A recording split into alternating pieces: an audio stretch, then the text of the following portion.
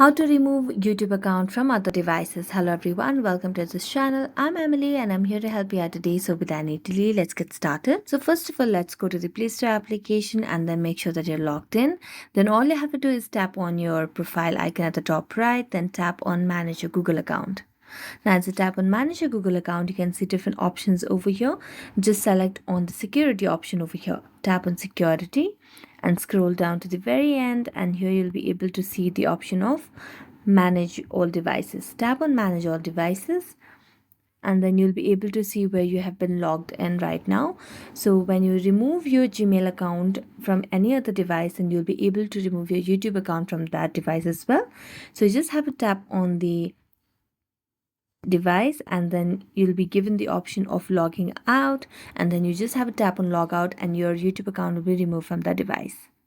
So thank you so much for watching this video. If you enjoyed watching it, don't forget to like, subscribe and hit the bell notifications. See you next time.